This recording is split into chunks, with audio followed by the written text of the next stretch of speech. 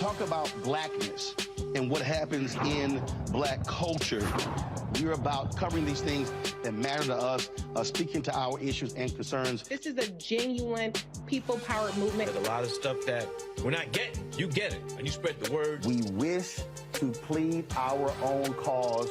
Too long have others spoken for us. We cannot tell our own story if we can't pay for it. This is about covering us. Invest in black-owned media. Your dollars matter. We don't have to keep asking them to cover our stuff. So please support us in what we do, folks. We want to hit 2,000 people, $50 this month, raise $100,000. We're behind 100,000, so we want to hit that. Y'all money makes this possible. Checks and money orders go to P.O. Box 57196, Washington, D.C. 20037-0196. The Cash App is $RM Unfiltered. PayPal is R Martin Unfiltered. Venmo is RM Unfiltered. Zelle is Roland at RolandSMartin.com.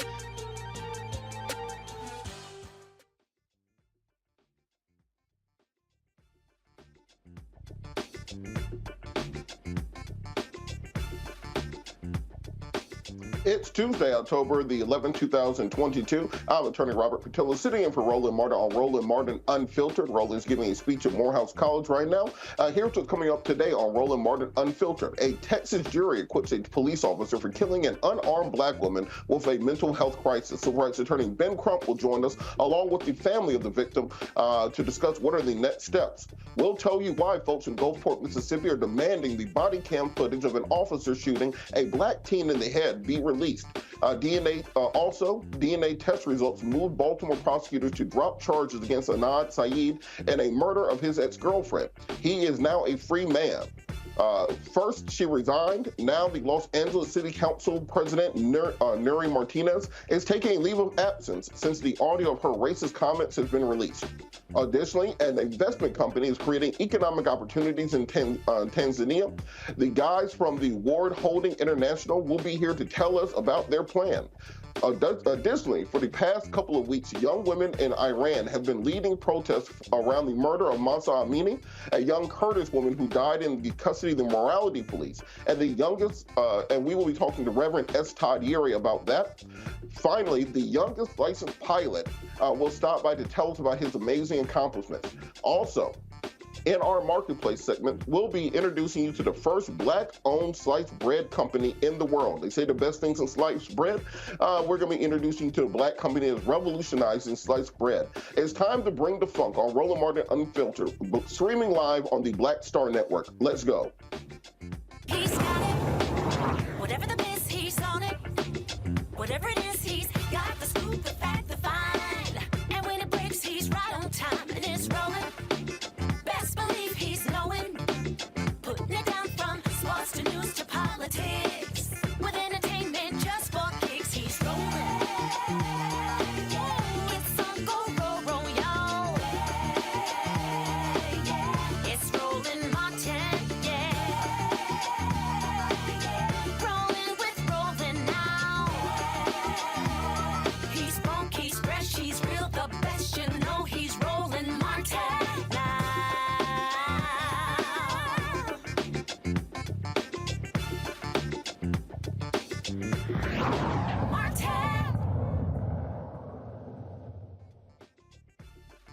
This jury acquitted an officer who shot a grandmother to death who was suffering a mental health crisis. She was shot 8 times.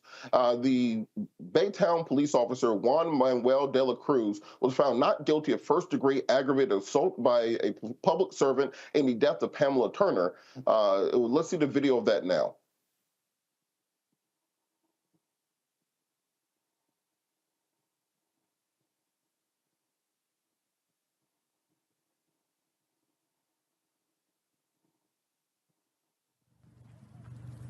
Pop the...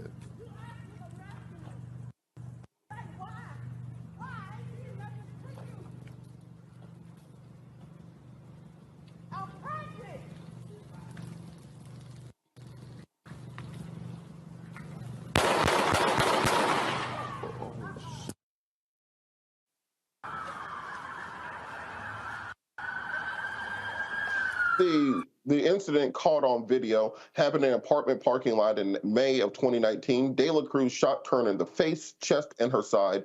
De La Cruz claimed he feared for his life. Civil rights attorney Ben Crump joins us from Texas now to discuss, along with Chelsea Rubin, Pamela Turner's daughter, and Antoinette Dorsey James, Pamela Turner's sister. Attorney Crump, how are you doing this evening? It's yours. Mine, probably. All right, we're gonna return to Ben Crump in just a second. I'm going to turn to our panel to discuss this until we can get Attorney Crump on. All right, we're going to talk to the sister and the daughter until we can get Attorney Crump on. Chelsea Rubin, Antoinette Dorsey James, how are you ladies doing this evening? We hanging in there. Not. Thank you both so much for joining us. Let's understand. Can you tell us a little bit about Ms. Turner? For the people who just read the headlines, tell us about her, the woman, the individual, because often we read these headlines, but we don't find out about the person themselves. My mom was a very generous person, very sweet. She was a great mother. I couldn't have asked for anyone better. She was a new grandmother and loved her grandkids more than life. She would give you the shirt off of her back if you needed it. She was a medical professional for 20 years and retired due to her mental illness. And she just was a wonderful, kind spirit. And it's very sad that this officer got to walk as a free man today.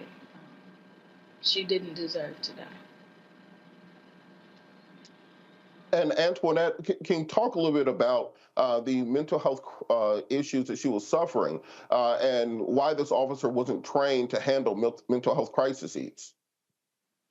I'm not sure if he was trained or not how to handle it, but I know he didn't handle it correctly. As a police officer, a public servant, he should have had training to handle it since he had been dealing with her. He knowed her issues. He talked to Chelsea about her issues, her mental health issues. He claimed he wanted to help her. The whole police department knew of her issues because I have called, talked to them about the way they was handling because of her mental health. And Attorney Ben Crump has joined us. Attorney Crump, can you explain to us what the jury's rationale was and issuing a acquittal even in the lower charge of manslaughter in this case? What exactly was the reasoning behind this? Well, there was only one charge presented to the jury, no manslaughter charge. It was a aggravated conduct on behalf of a public servant. And so what Chelsea, Antoinette, and all of us witnessed in that courtroom was the judge denied evidence that we think was germane, that was crucial, being given to the jury. Like the fact that they never were able to be told that the officer who killed her had a familiarity with her. They knew one another. They had interactions with one another. He denied them for letting them communicate that to the jury. Also denied them from being told that she had mental health issues. In the civil case, that is the reason why we're going to be able to sue Baytown, hopefully for millions of dollars, because you can't treat mental ill people this way when you know they have mental issues. And lastly, he admitted on his video reenactment why he called Pamela Turner's name in the system in the first place was because he knew that her and the apartment leasing manager had got into an argument before the day before. And so he was intentionally running her name, we believe, to see if there was some reason he had to have an interaction with her. As the prosecutor said, that they had a warrant division in Baytown Police that he could have simply notified, or he could have had the mental health team at the Baytown Police Department have the interaction with her, and Pam Turner would have lived. But the judge denied any of that information from going to the jury. And as Antoinette has said, that this judge did not treat Pam fairly, did not give her any dignity, and did not offer her humanity with any of his rulings. He was always pro-police, it seemed, in every ruling. And with that, because it sounds like there are processes in place to deal with mental health crises, did any evidence come out as to why those protocols were not followed? Well, it seems to be that this officer lived in that apartment complex for free.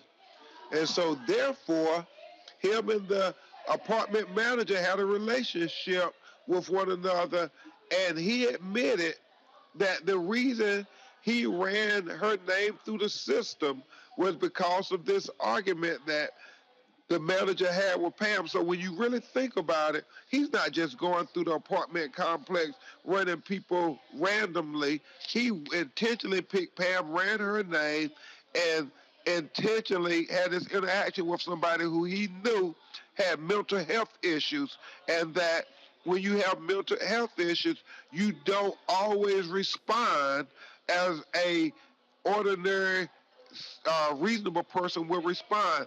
And if you listen to Antoinette, she will only defend herself when she's bullied or picked on. And that's exactly what Pamela Turner was doing. She was defending herself from the police accosting her. He confronted her. And just on that point, you mentioned the civil suit going forward. What measures need to be taken by not just this, but other police departments to better address mental health issues in the community? Because it seems that there's a one-size-fits-all solution, which generally ends up with someone being abused or killed by officers. Exactly. The color of your skin and the state of your mental health status should not determine whether you get a death sentence or not when you have a confrontation with the police. But for far too many black people, that is exactly what happens. We are sentenced to death for having mental health issues, where other people is treated like a medical issue. For us, it's treated like a criminal issue. And furthermore, I cannot let my comments go without saying, yet again, another black woman has been killed by a police officer and not held accountable. There has never been in the history of the United States of America where a jury has returned a felony conviction for a police killing a black woman. I want to go back to Antoinette on this issue of family support for mental individuals working their way through mental health. I don't think there's a single family in this country that has not had somebody dealing with a mental health crisis. Talk a little bit about what Pamela meant to the family, what she meant to the community. We seem to define people by their challenges, but not by their successes. I want people to really understand who Pamela was.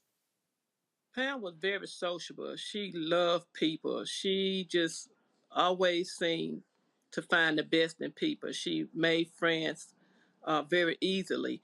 Uh, the night that she was killed, some of her neighbors got on, made statements on how if their day was going bad, Pam would come around and crack a joke and cheer them up. That's the kind of person she is. She wasn't a hostile person. She was just a friendly person. Wanted to be accepted just like you, me, and everybody else. Um, and as far as what it means to me, that's my baby. I mean, I wasn't fortunate to have children, but when her mom gave it to me and she loved me unconditionally as I loved her, that's my baby. You know, he took my baby away from me. She, even grown, was my baby before her kids. You know, it just it's frustrating, it's heartbreaking, and I mean, I'm just tired of being tired.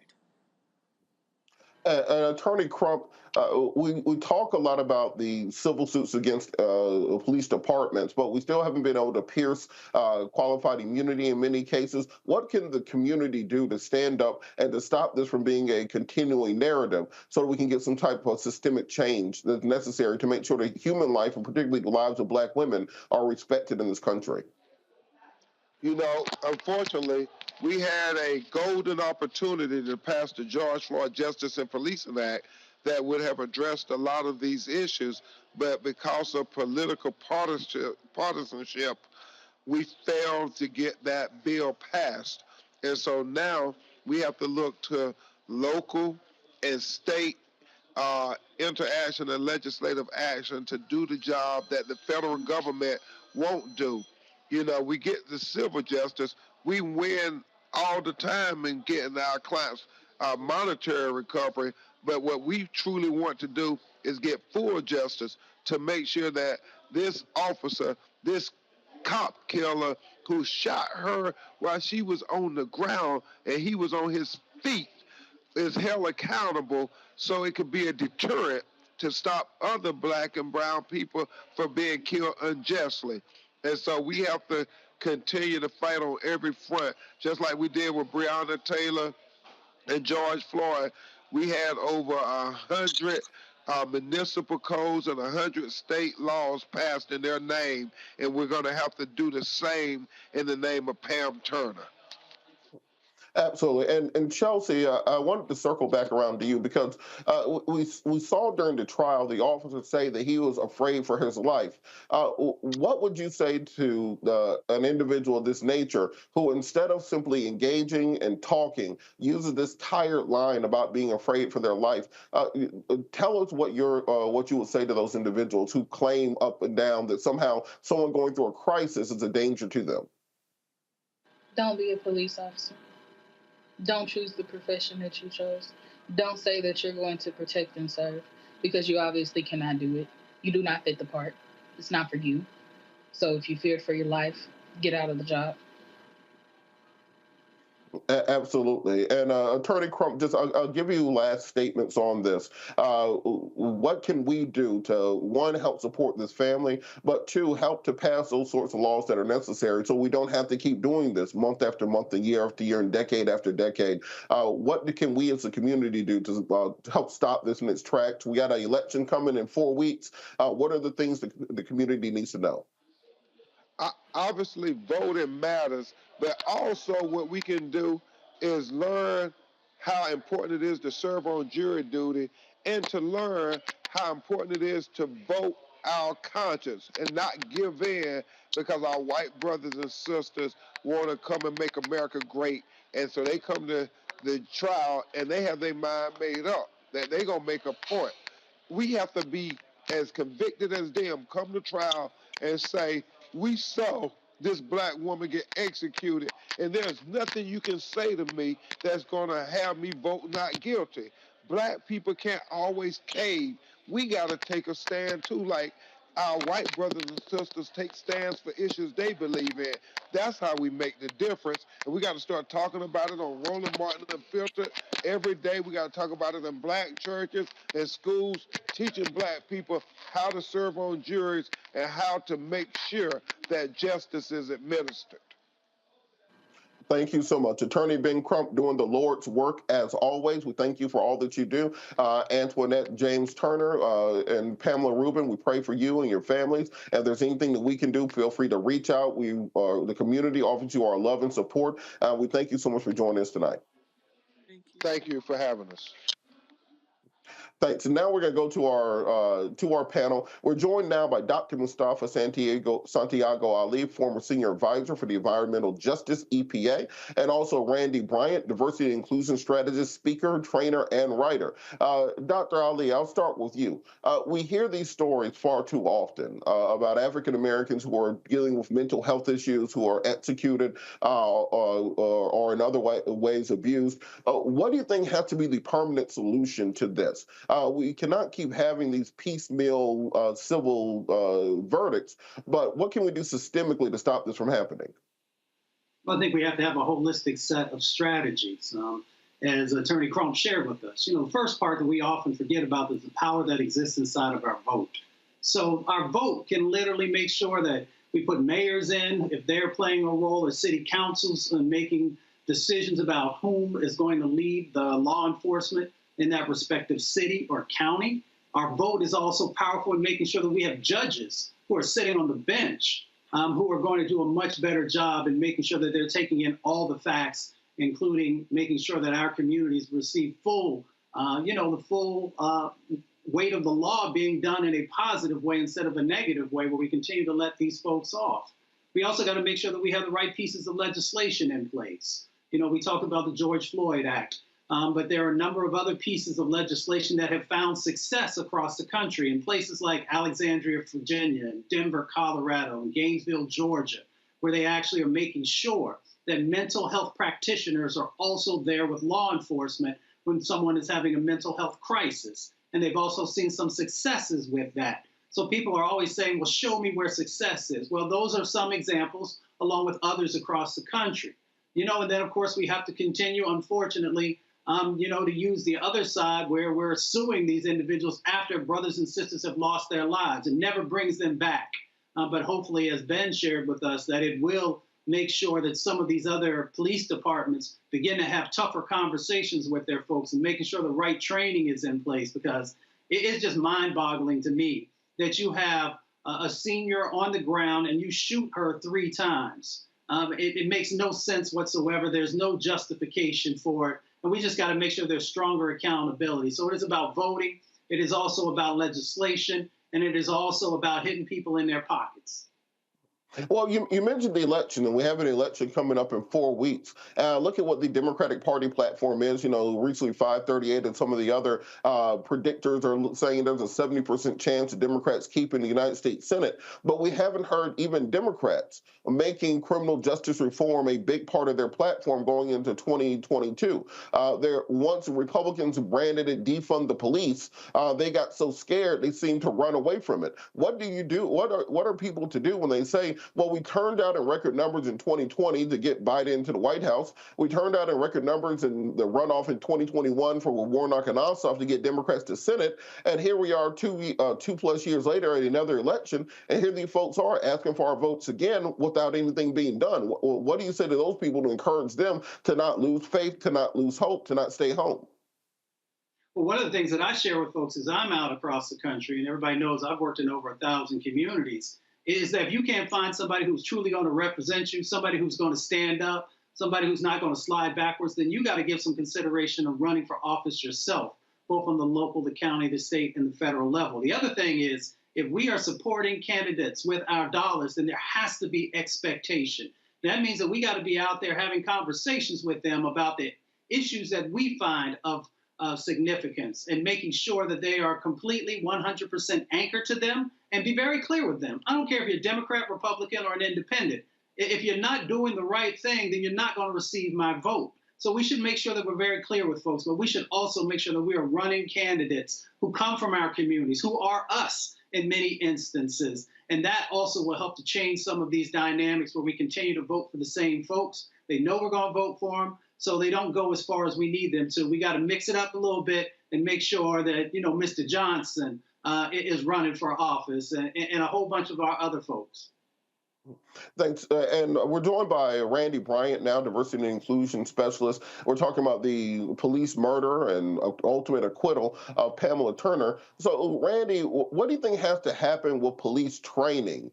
Do we need to have more Black police chiefs? Do we need to have diversity and inclusion trainings for police around the country for them to just give the same grace to African Americans they do to other groups? As Attorney Crump mentioned, there's never been a police officer convicted of a felony for killing a Black woman in the history of this country. And we saw the same thing with the killing of Katherine Johnson here in Atlanta a decade or so ago. What has to happen to change the culture inside of police departments?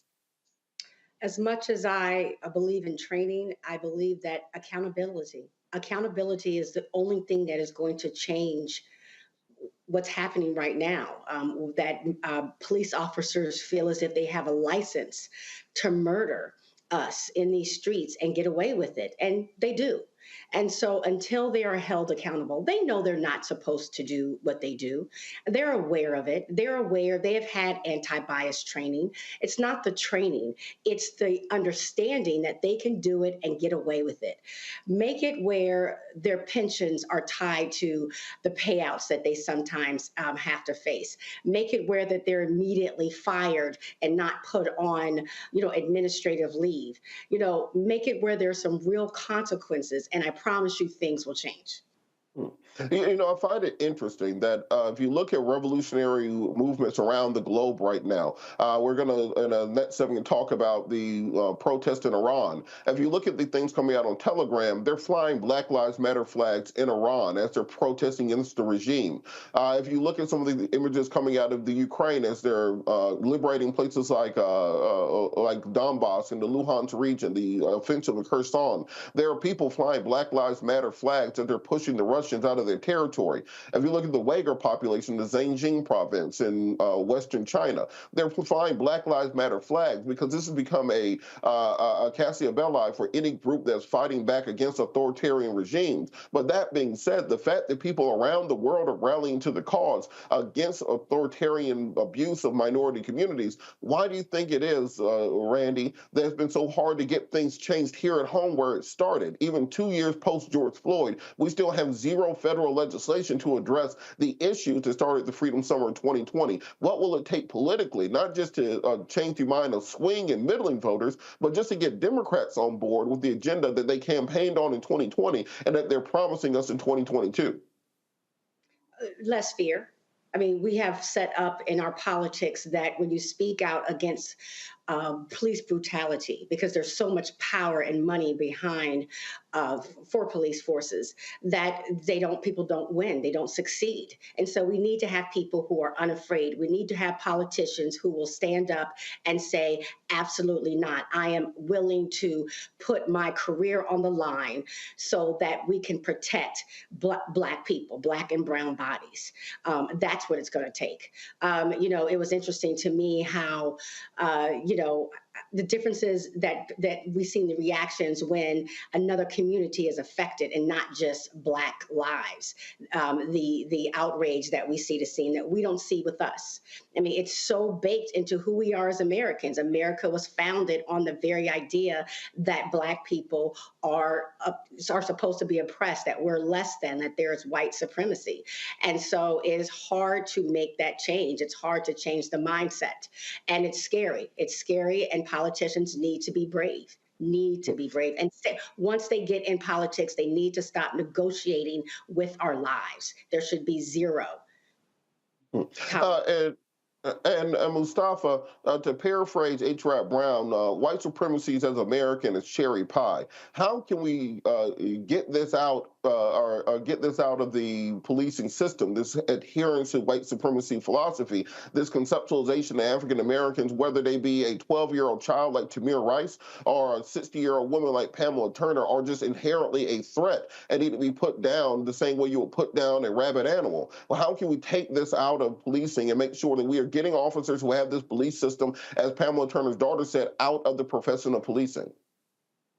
It's tough. W.E.B. Du Bois once shared with us that a system cannot fail those it was never meant to protect. We have to understand that law enforcement was put in place not to protect our communities all the way back to when we were enslaved, with slave patrols and a number of other dynamics. And as we move forward, we've seen that they have never served in protecting our communities with any significance. So how do we change this dynamic? That's why a lot of folks are talking about the reforms that need to happen.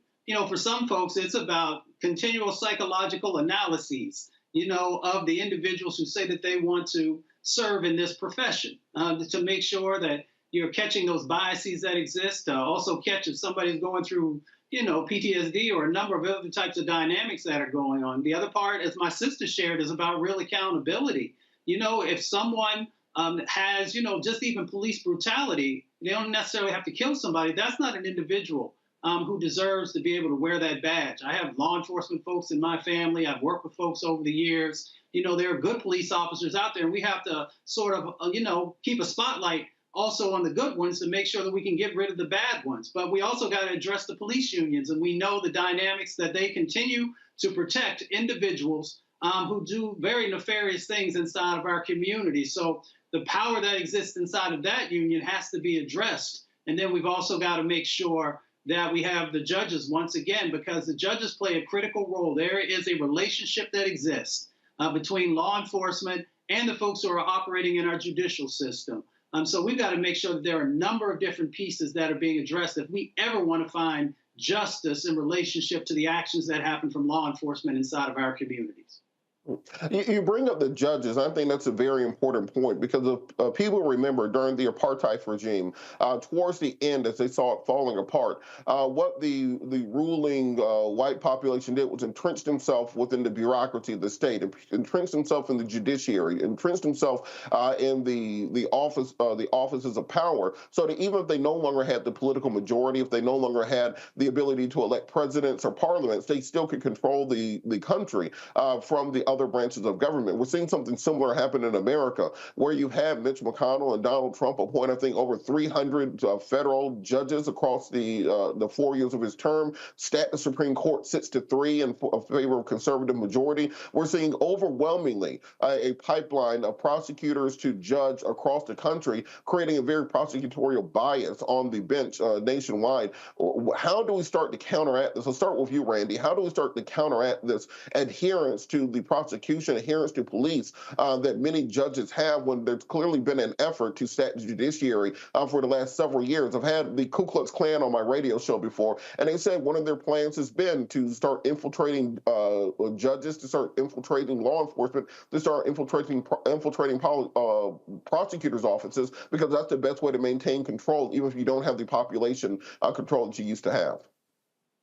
Right. There's an absolute, I mean, we should pay attention. We saw that before Trump left office, the mad rush to ensure that they appointed judges across the system to make it where it's almost impossible to get justice for brown and black people. And they have people who are there to serve their political interests, which is not, we're not in mind for that. So we, first of all, have to pay attention and understand the power of judges in this country. I think we pay a lot of attention to our national, elections. We pay attention to the president and vice president, and we don't realize that a lot of the work that affects us day to day and our children and our loved ones is done right there on the local level. So to pay attention, to get out there and vote, to speak up, to look at people's records and see that if they are pro just even people and not pro agenda.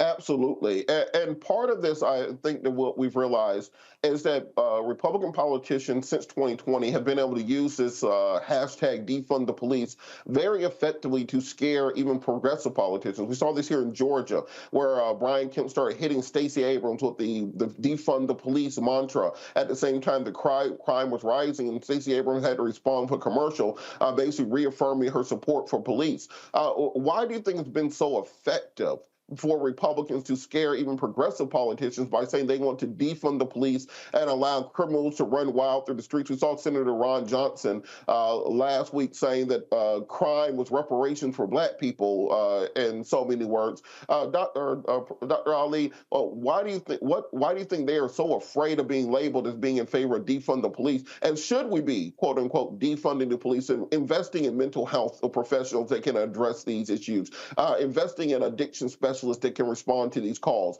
investing in social services that can reply and not send somebody with a gun, a badge, a stick, and a taser, and a handcuffs to address these issues, instead of somebody who's actually trained to deal with mental health and substance abuse and other issues?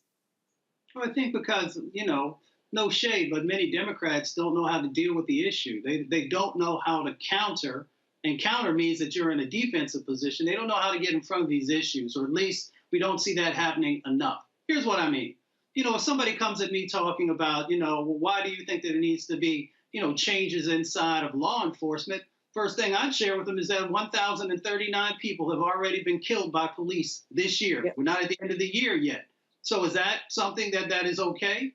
to happen inside of our country. That's not talking about just the folks who have been shot by police. I'm talking about the folks who have been killed by police. So when you're starting to look at the real numbers that are out there, tying it to the lives, tying it to how kids may no longer have their mother or their father around, or families are now being broken up. Everybody talks about family values. Well, let's stop destroying families, by people using this fatal force that's going on. And that number that I just actually shared with you actually comes from the fatal force report that the Washington Post continues to do. They started tracking to see actually how many people were being murdered by police or killed by police, shot by police each and every year. So we've got to actually bring it back to humanity. We've got to also make sure that folks understand how these sets of actions are actually damaging communities. They're damaging communities from the mental health side, the public health side. They're also damaging communities from the economic side when you are allowed to do these types of things without there being any significant recourse that's going on. So it comes down to Democrats actually being able to anchor it in the reality of what's going on in everyday people's lives. All right, we're definitely going to keep our eye on this story, but I think we have to realize that these things are not just happening here, but happening internationally, which brings us to our next story. The Iranian government is in continuing their weeks-long brutal crackdown against protesters in the wake of the murder of 22-year-old Kurdish woman Mahsa Amini. Mahsa Amini died in September after being detained by Iran's quote-unquote morality police for incorrectly wearing her hijab and wearing pants, according to the morality police, were too tight. Eyewitnesses say Mahsa was beaten unconscious, while state officials claim that she died due to a pre-existing medical condition. If you remember, when George Floyd was killed, they reported it as him dying from a pre-existing medical condition.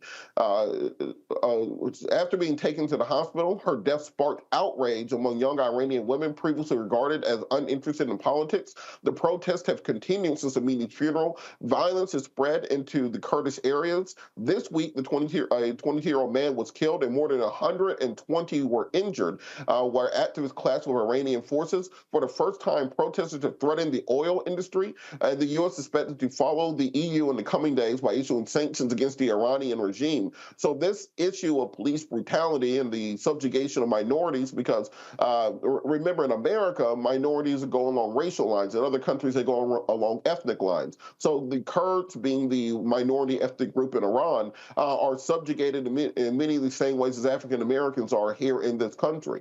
And the reason that the mainstream media in America is not reporting on this story is how exactly can you hold Iran to task for what happened to Mahsa Amini when you can't hold the Texas police to task what happened to Pamela Turner, or for what happened to Sandra Bland, or what happened to Breonna Taylor, or what happened to Katherine Johnson?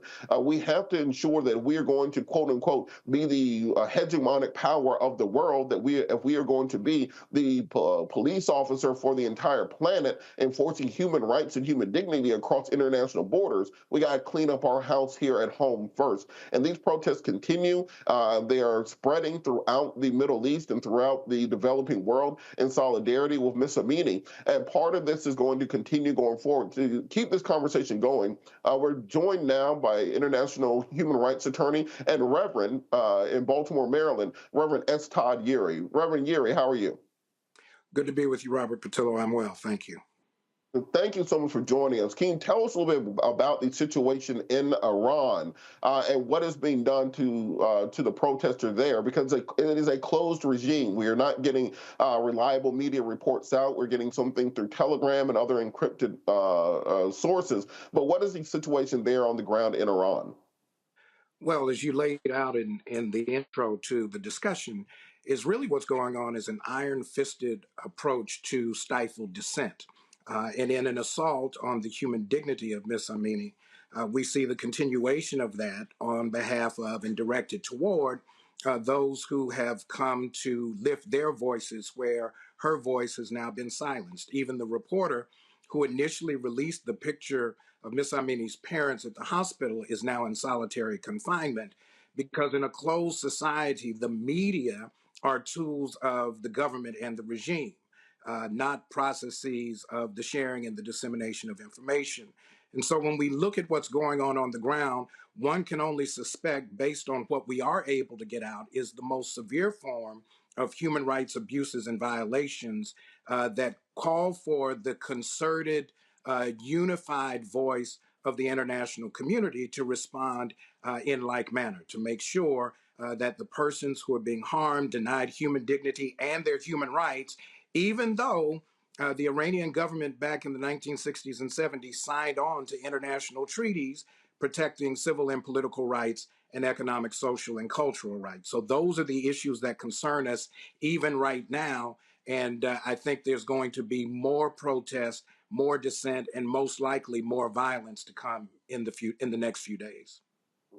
I find it interesting that we, even there in Iran, we see people flying the Black Lives Matter flag in a corollary, making the connection between what happened to Mansa Amini, what happened to Sandra Bland here, what happened to Breonna Taylor here, what happened to Pamela Turner here. How difficult is it for the United States to issue sanctions against the Iranian government and to take them to task, let's say, before the International Court for Human Rights violations, when they can point the finger right back to us and say we haven't cleaned up our own house? Well, that's part of the responsibility to call out what we see. But as we would often say in the church, it's hard to point out the speck in someone else's eye when you have a plank hanging out of your own. And so I think part of this is to say that we have an obligation not only to address and speak to the concerns in Iran, but continue to do the necessary transformation here so that we're not just speaking to someone else's issues without transforming our own conditions. And so in your earlier segment, when you were having the discussion with Ben Crump, the push for reform in police and law enforcement, protecting the rights and the erosion of those rights at the hands of a Supreme Court that has ever expanded the ability of the police function of the state to be able to violate human rights, quite honestly, is an issue. Not too long ago, the UN High Commission on Human Rights had an input call from U.S. organizations to speak to the issue of the abuses of police authority in the United States. And in the process of the response, we recognize that the U.S. is itself in violation of a number of human rights treaties and principles that it often tries to hold other governments accountable to. What that means is this is not an either or moment. This is a both and moment. The government must speak to what's going on in Iran, but must also be very transparent in its own responsible response to its internal issues in the United States. Otherwise, we become public hypocrites to what is going on in the global situation across the country. You know, it's interesting you mentioned being global hypocrites, because it seems that the pervasive nature of white supremacy in American politics has crippled us on the international stage. In China, we mentioned earlier the genocide in the Xinjiang province of the ethnic Uyghurs, who are the Muslim minority population towards the western borders with Tajikistan and Turkmenistan. And when the U.S. tries to call the Chinese out for doing it, they say we're doing nothing different than what you did in Native Americans when you were settling the West in the name of manifest destiny. There's nothing different between us settling the Xinjiang province and y'all settling Texas, for example, or y'all settling California. When it comes to the Ukrainian situation, if you listen to Russian media, they will say they are doing nothing different than the United States did in the Mexican-American War, taking contested territory from a neighbor that is militarily weaker. There's no difference between us taking Texas, Arizona, New Mexico, and California than them taking Donbass, Luhansk, Zaporizhia, Crimea, and Kherson. What does it say about America, where because we have not properly atoned for and cleaned up our past, it makes us hypocrites on the international stage? Well, it says that atonement is still required. It does not give us a pass from the responsibility of being concerned about the rights of our neighbor. But at the same time, we have to recognize that our neighbor is closer to us than the neighbor we're often trying to advocate for. And so it really requires that the dissent, the collective voice of the international outcry, continue to be heard so that we recognize across international boundaries that the plight of the people is not as distinct and isolated as we otherwise would think. There are problems in the United States, as there are problems in Iran and in other countries. We have this ongoing conversation. And so it becomes the responsibility of those who have voice to challenge the powers that be. And we talked about earlier in your segment what some of those would be. It's not just voting, but showing up at the meetings when the policies are made and the policies are enforced. What do we do when we recognize that there are multiple levels of dissent? There has to be conversation and protest in the street and in the suite, in the boardroom and in the courtroom. This is a litigation and legislation moment, not just a moment of just kind of lifting our voice as part of a passive exercise.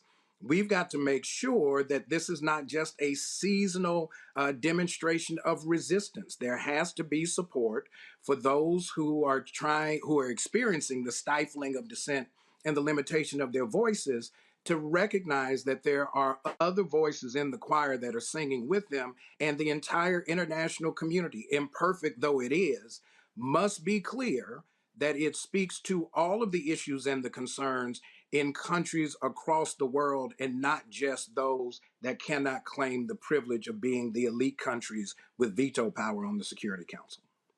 Many people have begun to compare the protests we're seeing right now in the wake of the death of Mansa Amini, similar to the Arab Spring that we saw during the Obama administration, which ultimately led to revolutions in Libya and Egypt and throughout the Middle East, the toppling of Mubarak, the assassination of Muammar Gaddafi. And some people are speculating that this might be what toppled the Iranian regime. Angry teenage girls throwing their hijabs at officers might be the ignition point for regime change. Where do you see this going? Where do you see the end point being of these protests? Will it be similar to what we saw in the United States, where we protest for a year in 2020 and ultimately we get no federal legislation, no real federal change out of it? Or do you think this will lead to lasting change in the Iranian regime?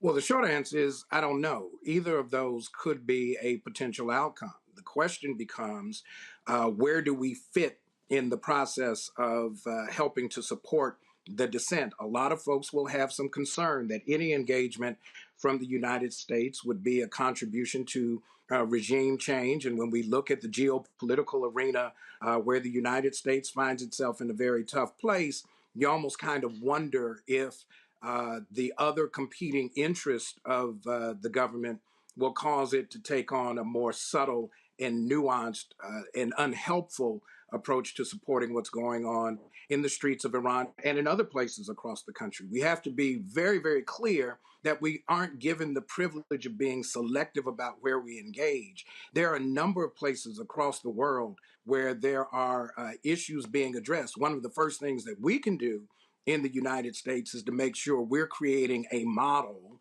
and not just coming up with a critique. We cannot continue to be the purveyors of global hypocrisy about the treatment of the least of these in the streets of the country. And until we wrestle with that in terms of how we handle our own politics, how we handle the distribution of resources, how we address the denial of political participation within the borders of the United States, how we treat the migrants who come to our borders, even though we have an international treaty that speaks to how we treat the foreigners within our borders. Those are issues that we have to make sure that we don't lose sight of simply because we can point to someone else who's having problems that we think are worse than our own. The credibility of our governmental structure and the policies that are made here have to be put on full display as a contrast and not just a critique.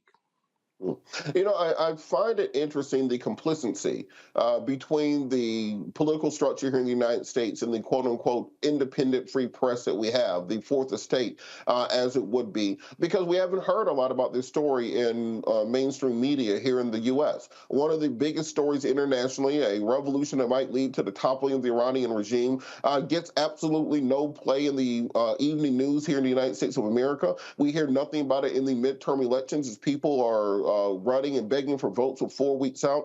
Why do you think so little attention is being played to this massive international issue, both in American media and in American politics? Well, the short answer is that, you know, media is a profit-making venture. There's money attached to it. And so the protest, justice, demands for human rights and human dignity, that's not sexy.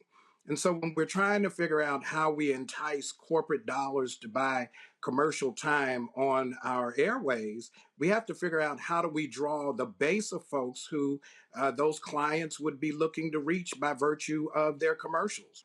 And so I think part of this is recognizing that we must look to not only how we get information, how we disseminate it, and actually the free press and social media is one of the ways that I think we force the hand of broadcast media outlets that often claim their own supremacy to force them to be more inclusive in terms of how they speak to the issues that matter across the world. Yeah, I think we mentioned this on my radio show Sunday that if you compare all the human rights abuses going around the world right now, whether it's Iran or if it's China or if it's Myanmar, if it's what's going on currently in Haiti with the gangs that are running the streets there, many of the things that are happening with the FARC in Colombia, a massive human rights concern. If you compare that to the coverage that Kanye West has gotten in the last week for sending out a tweet, you will see that our press is no longer press. It is simply the tabloids with nice suits on. That being said, I think that part of the reason our politicians aren't talking about this and other human rights abuses is because then it opens it up to asking them the question, well, what are you going to do about the human rights abuses here? What are you going to do about the United States having one of the largest prison populations on earth? We criticized Russia for holding Brittany Griner when marijuana is still a felony here in America, despite Joe Biden's executive order this week. How can we criticize Iran and their morality police for killing a minority woman when we have minority women killed by police here? How can we, with 4 weeks until the midterms, turn the issue of human rights, both domestically and abroad, into a campaign year issue when it seems that neither party has an appetite really to address it? That's a great question. I think we have to remember what elections are about. They're about policies, not simply personalities. And if the people's agenda is not forefront of any discussion about who wants to take on a position of service to the needs of their constituents, then what we've done is we've diminished the value of what we lift up as often a model form of government.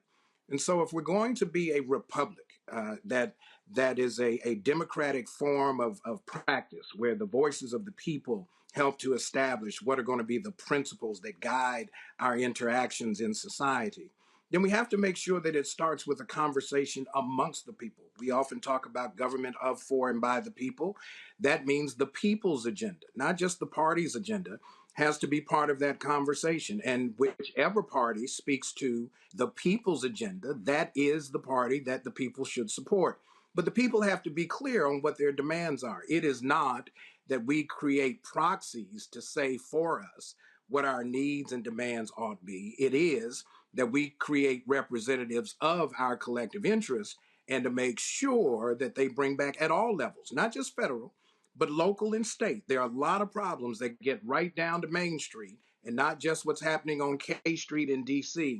We have to make sure that we continue to make the righteous demands that the people's agenda, and the people's agenda only, is the one that is advanced to make sure that we are forming a more perfect union.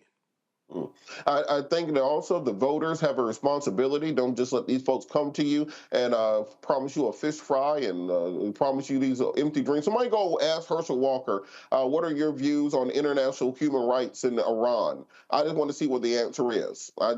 Just do that for me, somebody, get it on video, send it to me. Thank you so much, Reverend S. Todd Nury, Practice Strategies, for joining us today to talk about the very important issues. Please join us again in the future because we need your expertise. Thank you, Reverend Nury.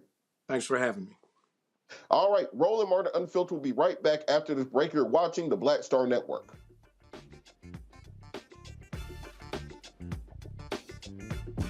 When we invest in ourselves, we're investing in what's next for all of us. Growing, creating, making moves that move us all forward. Together, we we are Black beyond measure. Libraries empower the community with education. Liberia Economic Development Initiative, LEDI, is hosting the International Life Changers Awards and Liberia's bicentennial to celebrate LEDI building the country's first modern public library and technology center. Join event host Roland Martin. Our honorees, Reverend Dr. Jamal Bryant, Zernona Clayton, Thomas Dorch Jr., Dana Lupton, Dr. Tammy Graysteele on October 29th at the CNN Center, Atlanta. There are no public libraries in Liberia, but together we can change that. Get tickets at ledinow.org. When we invest in ourselves, we all shine. Together, we are Black beyond measure. You know what's on the ballot. It's not just legislation and policies we believe in. It's democracy. Our democracy. There's a choice on the ballot between freedom and fear, between cruelty and compassion, between chaos and community, between voting or violence. And the end of rights generations have fought for. The extremists have a plan, a roadmap for a nation where your voice is silenced and your vote is a memory, where they count their votes and cast ours aside. That's why this year, this fight, this vote is so important. Register, engage, volunteer, fight back against the disinformation and despair, and most of all, vote, because your vote is all that stands between our future and theirs. Hatred on the streets, a horrific scene, a white nationalist rally that descended into deadly violence. White people are losing their damn minds. As an angry pro-Trump mob storms the U.S. Capitol, we've seen shooting. We're about to see the rise of what I call white minority resistance. We have seen white folks in this country who simply cannot tolerate black folks voting. I think what we're seeing is the inevitable result of violent denial. This is part of American history. Every time that people of color have made progress, whether real or symbolic, there has been what Carol Anderson at Emory University calls white rage as a backlash. This is the rise of the Proud Boys and the Boogaloo Boys. America, there's going to be more of this. Here's all the Proud Boys, guys. This country is getting increasingly racist in its behaviors and its attitudes because of the fear of white people. The fear that they're taking our jobs, they're taking our resources, they're taking our women. This is white fear.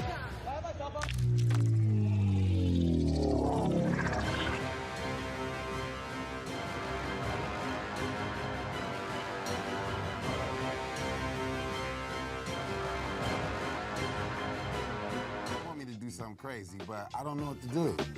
I'd rather just sit here.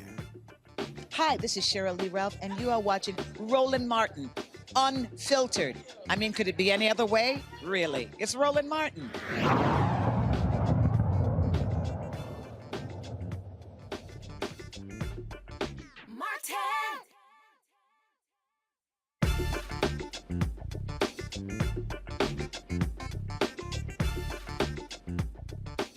And welcome back. Warden Holding Tanzania Limited. Warden Holding Tanzania Limited is making strides in creating economic opportunities in Africa. The company is cultivating ways to sustain transformative growth and improving living conditions. Joining me now from New Orleans, Louisiana, are the CEO and CFO of Ward Holdings, Lloyd D. Ward and Martin Johnson, explaining how they've created over 2 million good-paying jobs in Tanzania. Gentlemen, how are you doing this evening? Doing great. Thank you for having us. Thank you so much. I'm going to start with you, Ward, Mr. Ward. Tell us why Tanzania and what made you want to work on economic development there?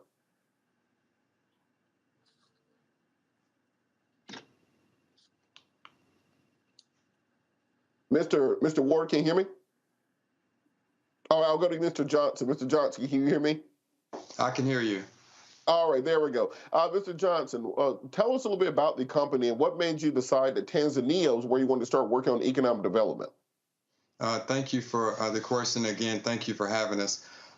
We formed our company in 2018 with plans to build bridges between the United States, Africa, China, India, and the rest of the world. And because of my partner's background, Lloyd is actually by way of background, spent the first 17 years of his career with Procter & Gamble. Then he became a vice president and general manager, and then vice president of PepsiCo, and then he was president of Frito-Lay. I bring up those things so I could make you aware he's an expert in consumer products. Then after Frito-Lay, he headed the United States Olympic Committee. So of the 200 plus countries in the world, he's been to over 100 of them. After the Olympics, Lloyd, he's actually the first African American to be chairman and CEO of a Fortune 500 company. He was chairman and CEO of Maytag, and during the time that he was working his way up the ladder at Maytag, he closed the deal with the largest washing machine dealer in China, Ranchita. And after that, he was appointed to the Beijing Economic Advisory Council. I wanted you to be aware of those things because those things are what led our company to getting engaged in China when we first formed it. It was during the trade war between the U.S. and China, during former President Trump's administration. And so we wanted to build bridges between the U.S., China, Africa, and the rest of the world. But we went to China specifically because Lloyd had a background there. When we got to China, our client, Huabin Province, they asked us to assist them with building an increase in trade and commerce between their province and Africa.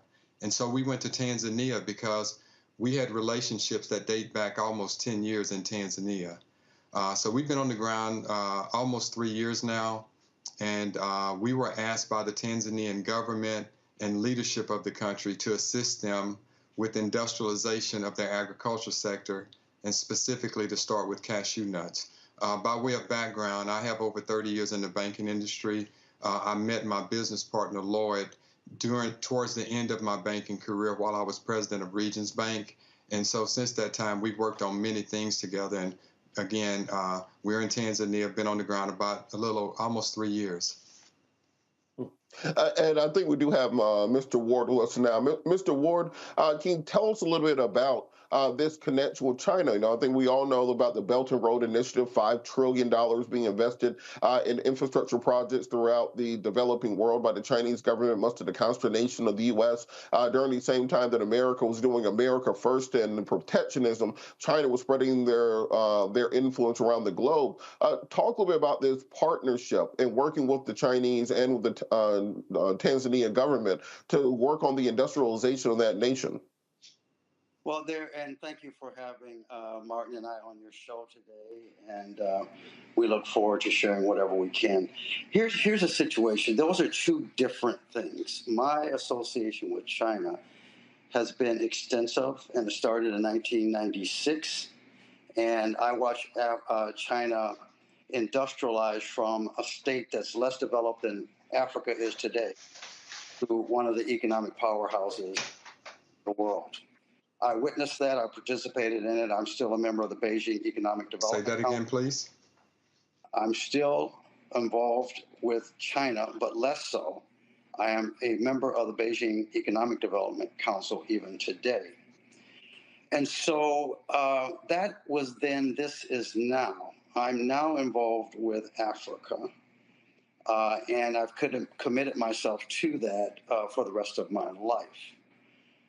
China is advancing a One Belt, One Road initiative.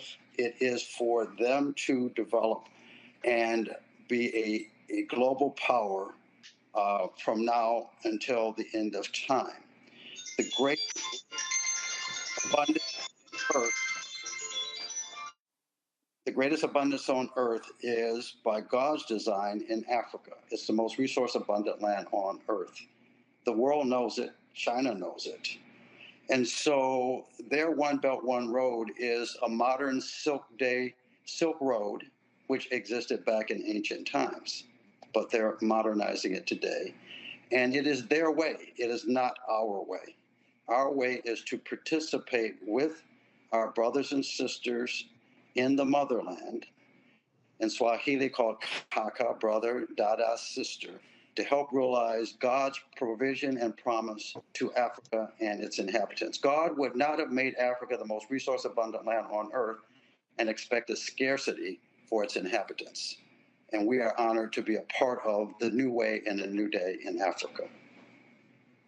And so with that, we've seen China over the course of the last 40 years lift some 800 million people out of poverty. As you said, going from a quote unquote developing nation. I remember as a child, they would say, eat all your food, they're starving children in China, now to being the second largest economy by GDP in the world. What lessons from them can we learn and then transport to the African continent to help to that same level of development there as we saw in China in the latter half of the last century? Industrialization matters.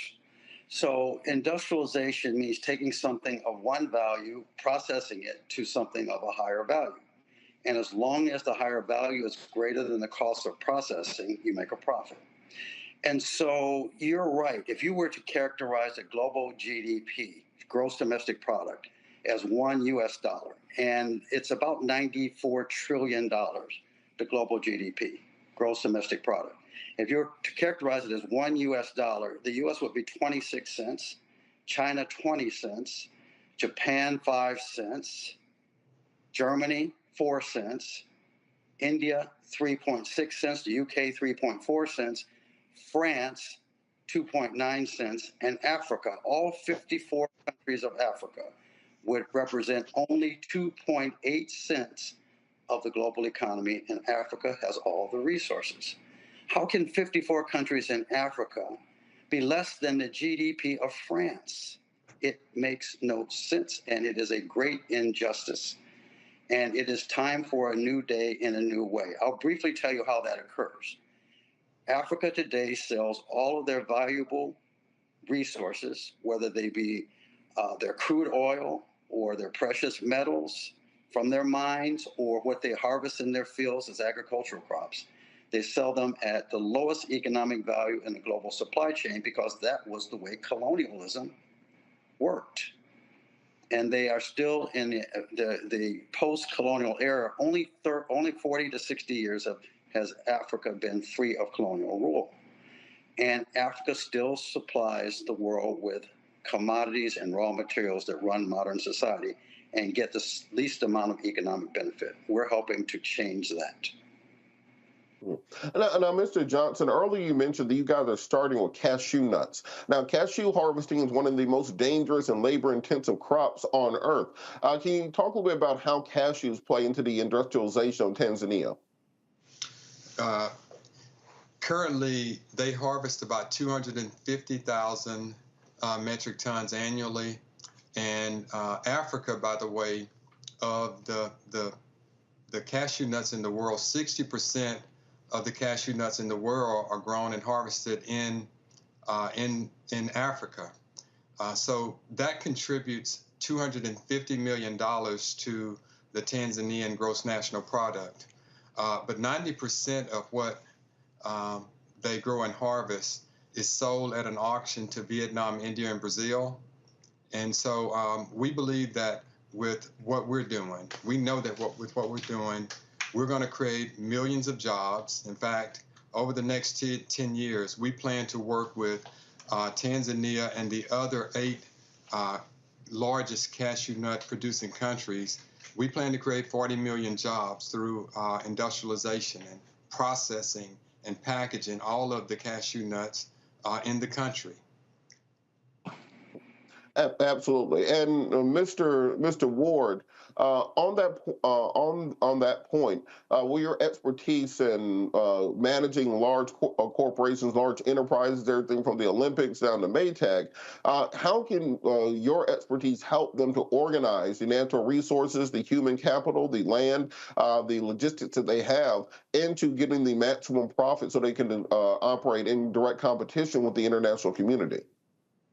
Well, God has prepared me and our team for this moment in time. We've been able to see the way the global markets work. We are experts in consumer packaged goods and industrial products. We understand and are connected to the global supply chain. We know how to take the economic value of a raw material and create vast wealth and income from it. And so we're bringing this because we're standing on the shoulders of our forefathers and foremothers that were taken forcibly away from Africa, our motherland, and 300, 400 years later, we get to go back with the benefit of their suffering and their servitude.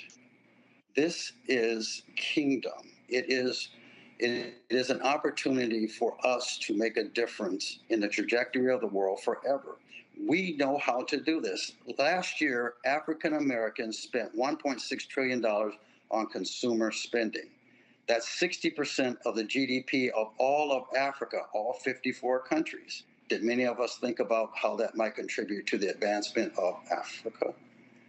When we talk to the Tanzanian Association of Tour Operators, and there's roughly 1 million visitors that come to Tanzania every year to see the Serengeti, to see Mount Kilimanjaro, Arusha, Zanzibar, these wonderful Lake Victoria, these wonderful places in the world. In our motherland, less than 2% of those that come to Tanzania on an annual basis are African American. You see, we have been disassociated as the diaspora with our motherland, and it is time for us to reconnect. And with that, do you have any trepidation with the kind of the connection through financing with Beijing, given the current economic issues that are happening there? You have everything from the Evergrande crisis to the mortgage foreclosure crisis happening in China. Does that in any way affect the plans to create this bridge between China, the African continent, and markets here in the United States and Europe? Yeah, there's a lot of rhetoric around China and the financial condition in China. That doesn't have a direct effect on the financial situation in Africa. Africa has its own challenges independent of the rest of the world in this way. If money seeks the highest return at the lowest risk, and that's generally what money does in the capital markets, you want the highest return with the lowest risk. Africa has, by all accounts, the highest opportunity in the world. No place on earth has more opportunity than Africa.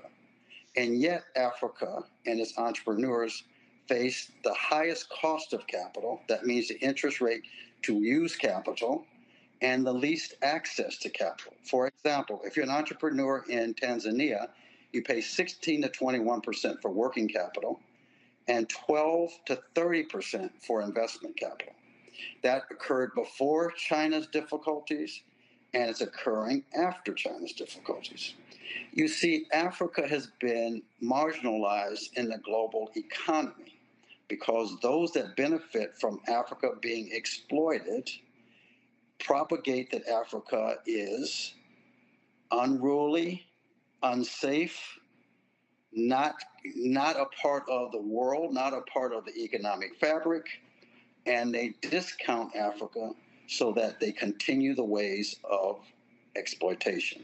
We've been there, we know different, and we're going to showcase Africa to the world to the extent God allows us to, in a way that represents Africa as God would have it. Absolutely. Mr. Johnson, what role do African Americans play in helping to support the endeavor that you're working on? As was mentioned, we've spent a lot of money on entertainment and tourism all around the Caribbean and Central and South America on vacation and so on. What can we do to get more African Americans investing their money, spending their money, partnering with businesses that are located on the African continent? Well, I'd like to do a confession to you and to your listeners. I don't believe there's anyone in the world more wrong about Africa than me, and I've been president of a bank in the U.S. I had customers who would go over for business reasons to Africa. I had customers who went over for vacations, safaris, and the like. But I was brainwashed by America, and most of us were. Poverty, corruption, and all of the negative things that they told us about our motherland.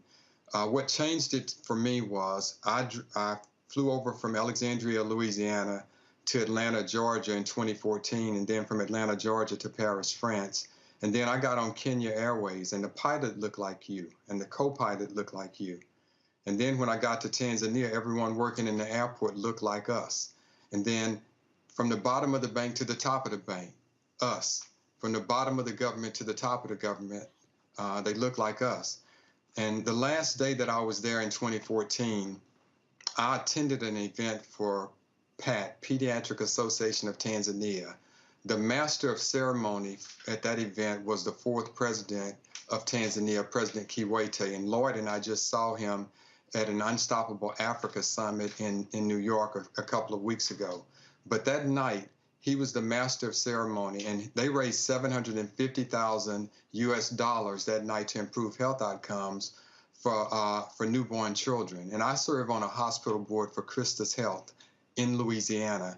And that year, we raised about $500,000. So I knew the significance of the funds that he raised that night to purchase new equipment and supplies and other things to help improve those health outcomes.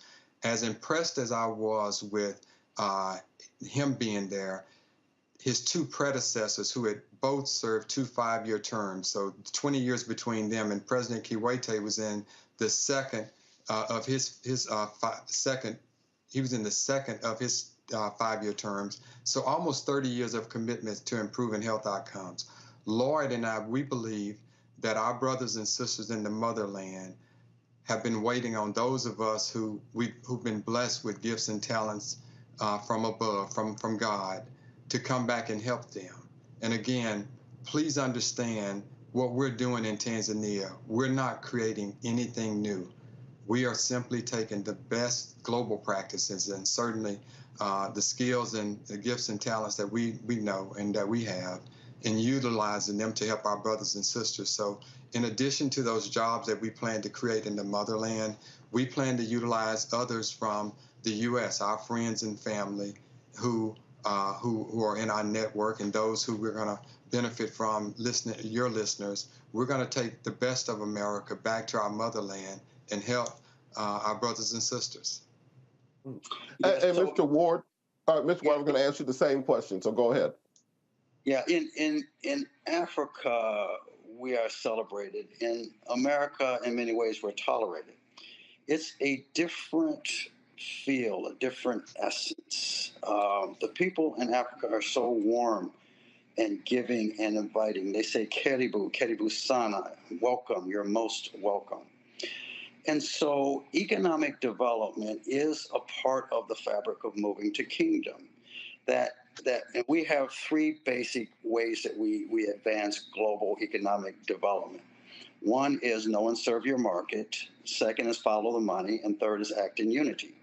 And we know and serve the market. The U.S. is the largest importing market in the world, second largest consumption behind India. India has 1.1 billion people.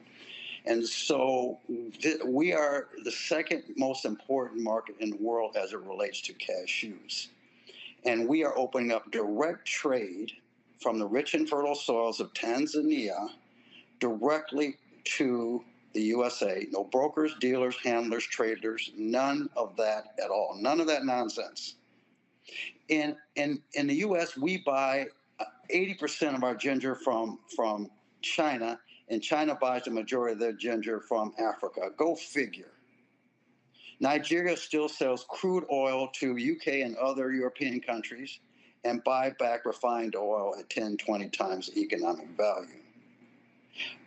Africa has 60% of the arable land. That's land that you can grow agricultural crops on, and Africa is still a net importer of food. Africa is the most resource-abundant land on Earth, and yet 40% of its inhabitants live in poverty as measured by global economic standards. These are the great injustices that we have been called to help lead our brothers and sisters to the promise of their land and a better day for their future. All right, I want to bring my other panel in to see if they have questions, because this is absolutely outstanding information. I think that we need to proliferate. Dr. Ali, do you have a question for the panel? Yes, I do. This can be for Mr. Ward. I've been in about 60 countries now, so I haven't caught up with you yet, but I'm curious, looking a decade ahead, what will be the significant differences that will be in Tanzania? And hopefully, what will be the lessons learned both from brothers and sisters here and other countries, surrounding Tanzania? Yes, what a wonderful question. Thank you, Dr. Ali. So I think here's what we are advancing, 2020. In 20 years, that Africa be 20% of the global GDP. China did it. I witnessed it. And so, and remember now, Africa has the abundance of resources. So one thing is that we would be very different. Africa would have a voice in global economic enterprise, be known and respected in global commerce. That's one thing. The other thing is that Africa, which is ghosted today, when I mean ghosted, let's take cashew nuts. 60% of the world's cashew nuts are grown and harvested in Africa, but no one knows. The best cashew nuts in the world are grown in Africa, Tanzania being among those, and we're bringing Tanzania cashew nuts we branded it called Tanzanuts, N-U-T-Z, not S, not N-U-T-S, Tanzanuts, to the U.S. and global market. Go to tanzanutz.com, TANZNUTZ.com. And so we are doing that with an event that we call Tanza Fest. It will occur in November 4th through 6th in New Orleans, the great city of New Orleans in the state of Louisiana. New Orleans is one of the most African-centric cities in the world. And it is in Congo Square that we will have the celebration. This is historic. And so what will happen is that Africa will become a part of the global discourse. Africa will have a voice in the world. And we'll have a voice because just with Tanzanuts alone, we will have hundreds of millions of packages on U.S. shelves and through e-commerce and consumers' pantries and in consumption. And every time you open and enjoy the best cashew nuts in the world, you'll have an experience with Africa. And you'll know Africa is a part of the global fabric. That will change. Africa will be known in the world, valued in the world, and the world will be a better place for it. Robin, do you have a question for our guest? I was just going to say that it feels like such a blessing to hear you talk about the beauty and the resources found in Africa. When I first went to my first country in Africa, I realized I've been lied to my entire life about where I am from and where my people are from. So I'm so grateful to hear you also espouse the same. We've talked a lot about how our resources have been taken from Africa and now that you are going to ensure that that doesn't happen so much. What is the reaction you're getting from the other countries that have benefited from taking our resources at very low prices and making so much money from them? I would assume that they're not quite so excited of the work that you're doing. What a wonderful question. I'll answer this. Maybe Martin has a point of view, but I'll say this, that we are walking in a pathway that we call kingdom. And as a result, what most people would see as conflict and competition, we don't. So we knew that we would affect certain members that are participating now in a different approach to from what we advocate. And as we will work to change it, that it might disrupt what they do. What we did from day one, this is going to be hard to believe, we went and talked to them directly. We showed them what we saw as the future for Africa. We showed them that from our point of view, it was undeniable. It will happen. It has to happen. We showed them the economics of it. We showed them the great economic benefits. By the way, they're not benefiting at the level that they can benefit because it's broken up into pieces and parts, the current supply chain. So everybody gets a little piece here, a little more piece there, a little more, and it goes through all these different steps. Well, we're changing that. We're eliminating all that non-value added activity, all those steps, and we're going directly from the rich and fertile soils of Africa into the global market. We asked them to join us. We showed them the way forward. And we are getting some areas of cooperation. This is a movement that's very different than anything I've ever done. It is bigger than us, and I believe it is divine. I think we're on a divine mission. What kind of cooperation, if any, are you having with the government there in Tanzania? I think what we saw in Middle Eastern countries over the course of the last decade or so was massive subsidies for tourism, for infrastructure, for airline tickets, for example, to bring more Americans to those countries. At one point in time, you could get plane tickets from Atlanta to Dubai for $300 round trip. Are you seeing any efforts of that nature from the government to help attract more Americans to come visit there, and particularly to market towards African Americans to return home? Well, I'll take that. We actually are seeing some activity. In fact, a friend of mine just sent me a text about direct flights from Dallas, Texas to Tanzania. And so we are connected all the way up to the president's office in Tanzania. Most recently, she kicked off a tour, a royal tour of her country, and we were invited to one of we attended the one that was in New York. We were invited to the one in Los Angeles, but she came over to tell everyone in America about all of the great things going on in Tanzania. Tanzania, for those of you who don't know, they've had a peaceful transition of power since they gained their independence in 1961, all the way now to their sixth president. On March 17, 2021, the fifth president, John Magufuli, died in office, and 2 days later, they swore in their first female president, President Samia, and they didn't have an insurrection. So in a lot of ways, they're a lot more stable than we are. But getting back to our connections, we're connected all the way up to her office. We were invited when she had an economic roundtable discussion at the U.S. Chamber of Commerce in Washington, D.C., and the Minister of Agriculture, when he found out about our platform, market-driven industrialization, and the Tanzanite brand that Lloyd just mentioned to you, he has not only endorsed our brand as the brand for Tanzania. They've been trying to get cashew nuts into the U.S. market for almost 40 years, and we figured it out in less than 6 months. And so they're very excited about what we're doing. We have Tanzanians who live in Houston and other parts of the U.S. who are just excited that they're going to have cashew nuts coming from their homeland and our motherland into the U.S. market. But again, we are connected all the way up to the president's office, the Minister of Agriculture, the Ministers of Industry and Trade, the key business leaders. In fact, one of the things that we did during our first year over there, we went to the Tanzania Private Sector Foundation, and the gentleman who was running that organization at the time, Godfrey Sembe, he was the chief executive officer for over 10 years of that organization. Not only did he embrace what we're doing, but when he retired, of all the companies that recruited him to work for them, he decided to join our efforts. He was most excited about Lloyd coming over with his background and all of the things that he knows about industrialization. And certainly, I've known Godfrey for almost 10 years, so he knows me very well. And so we're excited about the relationships that we have there, and though we are benefiting from those as a company. And that's why we know when we come over to talk to you and many others in the U.S. about what we're doing, they're jumping on board with our efforts. We have a buyer in Elizabeth, New Jersey, the Gallup Global Group. It's a multi-billion-dollar company, and they buy cashew nuts from Vietnam, India, and Brazil, all over the world.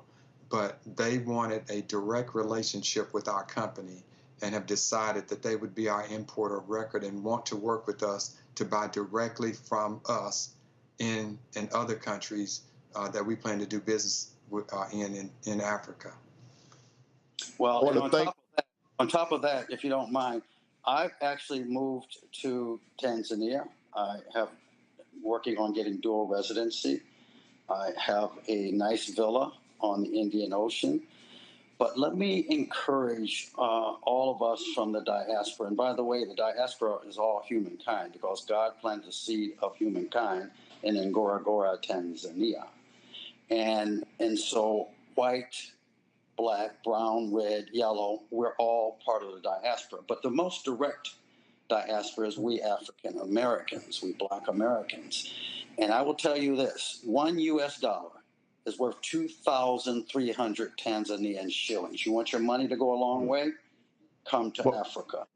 For the next 5 years, the arbitrage between US dollars and African currency will be favorable for all of you that decide to visit and have a second home or more. Well, we really want. Go ahead, please. Sorry, I just wanted to say we really want to thank you for all this information. We want to make sure that everyone has an opportunity to support you with Tanzanuts. I'm looking up flights right now. Soon as them things drop in a reasonable range for my income, I'll be over there to visit. I want to thank you both so much for joining us, providing us this information. Lloyd Ward and also Martin Johnson, outstanding the work that you're doing. We thank you so much for joining us. Thank you. Thank you. All right, we'll be back after the break watching Roland Martin Unfiltered on the Black Star Network. When we invest in ourselves, we're investing in what's next for all of us. Growing, creating, making moves that move us all forward. Together, we are Black beyond measure. Pull up a chair, take your seat at the Black Table with me, Dr. Greg Carr, here on the Black Star Network. Every week, we'll take a deeper dive into the world we're living in. Join the conversation only on the Black Star Network. When we invest in ourselves, our glow, our vision, our vibe, we all shine. Together, we are Black beyond measure. I'm Deborah Owens, America's Wealth Coach, and my new show, Get Wealthy, focuses on the things that your financial advisor and bank isn't telling you, but you absolutely need to know. So watch Get Wealthy on the Black Star Network.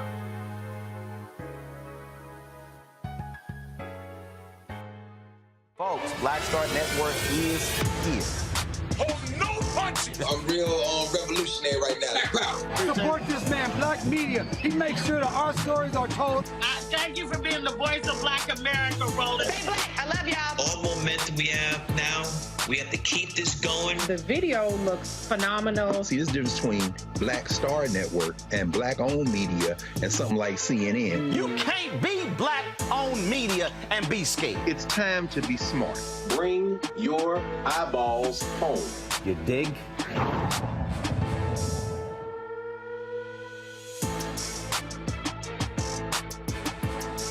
Hi, I'm BB Winans. Hi, I'm Kim Burrell. Hi, I'm Carl Payne. Hey, everybody, this is Sherry Shepherd. You're watching Roland Martin Unfiltered, and while he's doing Unfiltered, I'm practicing the wobble.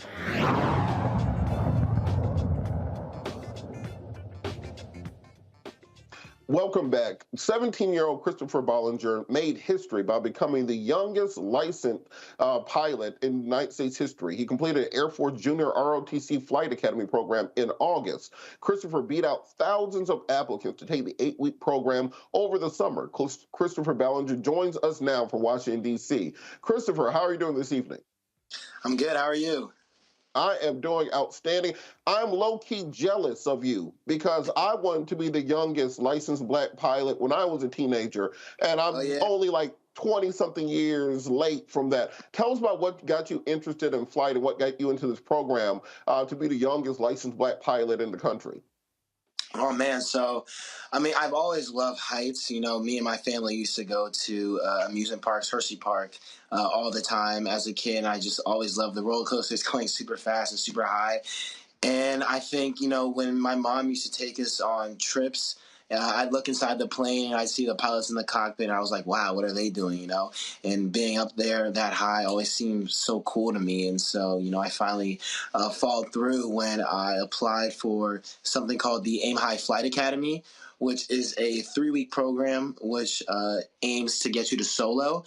But from that application, I got sent to a different pool of cadets to go to this 8-week program, which is what gets you the license. So I took a test at the end of the 8 weeks and I got my license.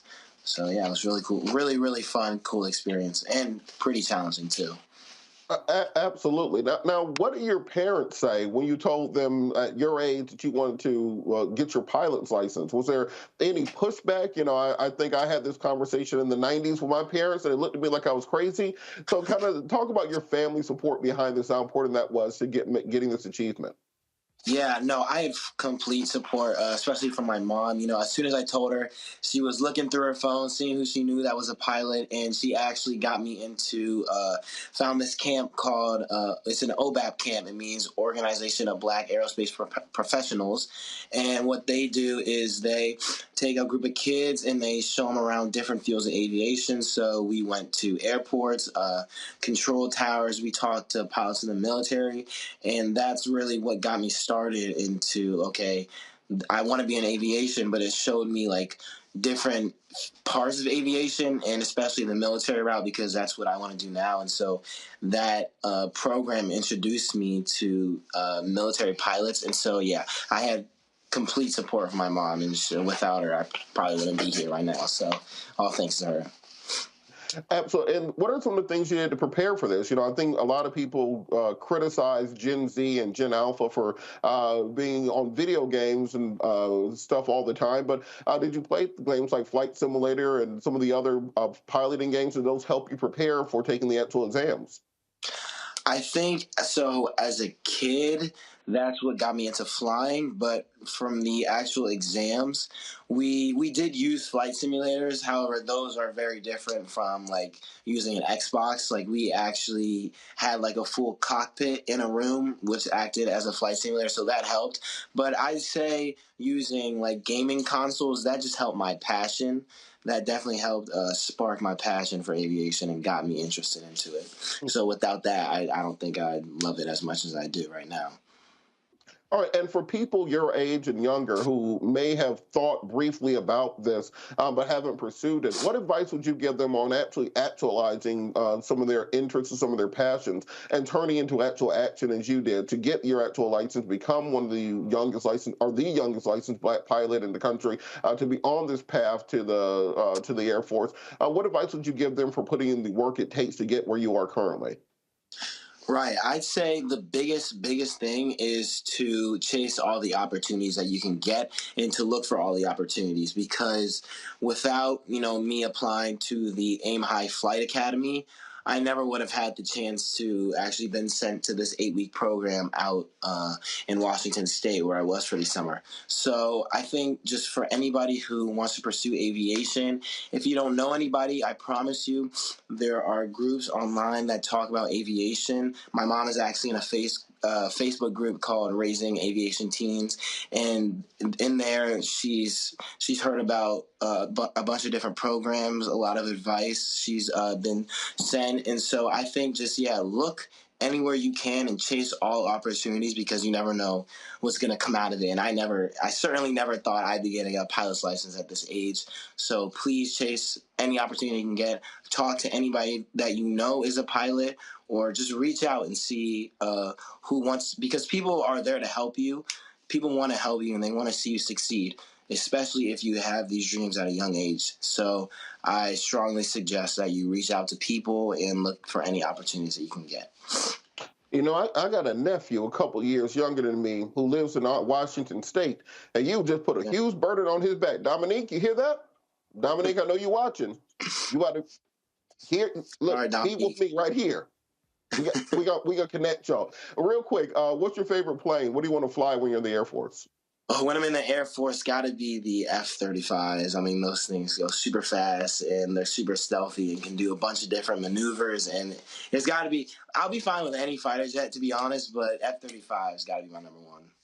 Oh, you got to get on that F-22. The F-35 doesn't have thrust vectoring. The F-22 goes, what, Mach 2.7? The F-35 tops out at Mach 1.6. Come on, you got to be a 22 pilot, man. F-35 is so stealthy and it looks so good, but they all look good. They all look great.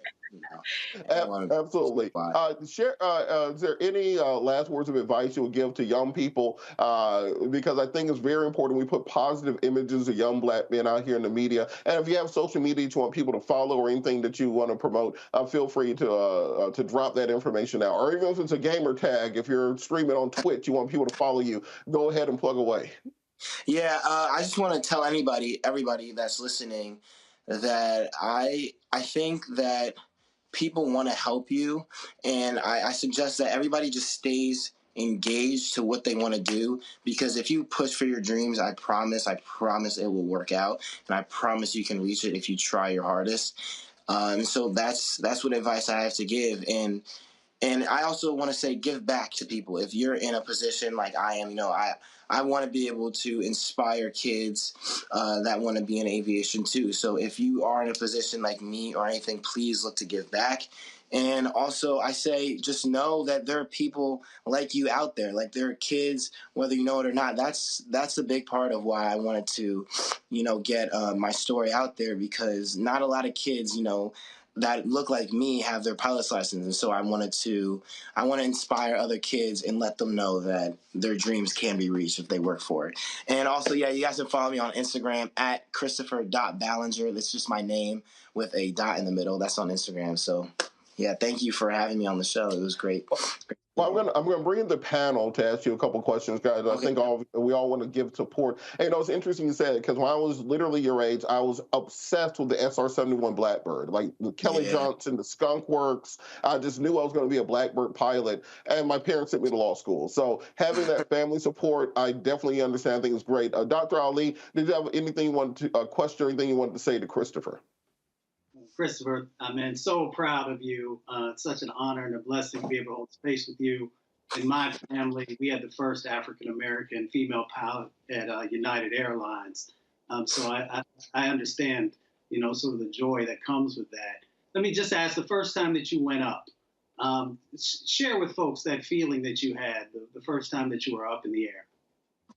Yeah, so I remember the first time I was actually with my instructor in the plane, looking down that runway. I was like, wow, this thing is long. Are we really going to go down this? And then when I put in the throttle to actually go forward, it was fast, it was quick, and we were going. It just flashed before me. I couldn't believe any of it was real. And when you're actually up there, it's a surreal feeling that you never thought before, especially when you are actually in control of the plane, flying it yourself. It's nothing like I could have imagined. And I think it's really cool how the more you do it, the more you get comfortable in the plane. And when I was in week 5 of my program, I felt so comfortable and so aware of everything. It was like second nature to me. And so it was just a great, great experience all around. I had a great time. Robin, did you have a question for Christopher? Randy, sorry. No problem. I've been called worse. Christopher, I'm just so incredibly proud of you. You clearly have a praying mother, because just watching you in that airplane made my heart just jump. What was the moment, if there was one, that you felt like, I cannot do this? And what got you through that moment?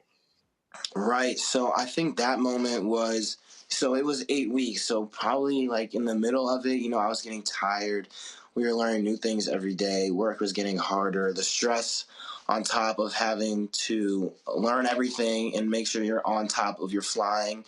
It's a lot. It was really a lot. And so it was hard to find ways to get through it. But I think the friends that I made at the academy, they pushed me through. I saw them, they were doing the same thing as me. They were going through these hard times. But when I saw them working, it inspired me to work, and I was able to rely on them for helping with studying with my instructors. And so I think it was just the community around me that really, really helped me succeed. And my mom, of course, too. Thank you for that. Yeah. All right. And I think that this is absolutely outstanding and crucial information that people need to know and understand to get us outside of the box, because I think particularly as young African-American males, we kind of get stuck into a box. Are you going to be a rapper? You're going to be an athlete? You're going to be an entertainer? But very often your inspiration becomes your aspiration. And when they see people who look like them, with hair like them, with skin like them, aspiring to be a pilot and taking on some of the responsibilities, you never know what person that breaks down a door for, and that inspired to take that next step. So hopefully the next time we do this, we'll have a whole little tribe of you right behind you doing the same thing. It's absolutely an inspiration, everything that you've done, and we really do appreciate it. We're going to keep in touch, so we make sure that we watch the progress and that everybody can see all the great things that you're doing. Well, thank you so much, Chris, for all the things that you've done. Yeah, thank you for your time. Thank you so much. Thanks. We're going to go to a quick break. When we come back, we're going to be talking to the Black-owned sliced bread company about how they have revolutionized the industry. You're watching Roland Martin Unfiltered on the Black Star Network. We'll be back after the break. When we invest in ourselves, we all shine. Together, we are Black beyond measure. Hi, I'm Dr. Jackie Hood Martin, and I have a question for you. Ever feel as if your life is teetering and the weight and pressure of the world is consistently on your shoulders? Well, let me tell you, living a balanced life isn't easy. Join me each Tuesday on Black Star Network for a Balanced Life with Dr. Jackie. We'll laugh together, cry together, pull ourselves together, and cheer each other on. So join me for new shows each Tuesday on Black Star Network, A Balanced Life with Dr. Jackie.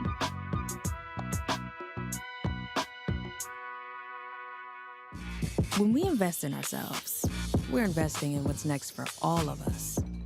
Growing, creating, making moves that move us all forward. Together, we are Black beyond measure. You know what's on the ballot. It's not just legislation and policies we believe in. It's democracy. Our democracy. There's a choice on the ballot between freedom and fear, between cruelty and compassion, between chaos and community, between voting or violence. And the end of rights generations have fought for. The extremists have a plan, a roadmap for a nation where your voice is silenced and your vote is a memory, where they count their votes and cast ours aside. That's why this year, this fight, this vote is so important. Register, engage, volunteer, fight back against the disinformation and despair, and most of all, vote, because your vote is all that stands between our future and theirs.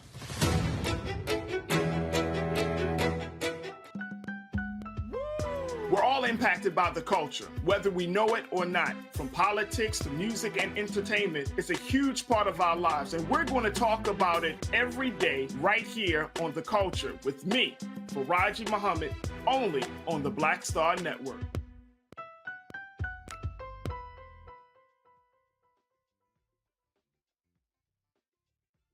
What's up, y'all? I'm Will Packer. I'm Chrisette Michelle. Hi, I'm Chaley Rose, and you're watching Roland Martin Unfiltered.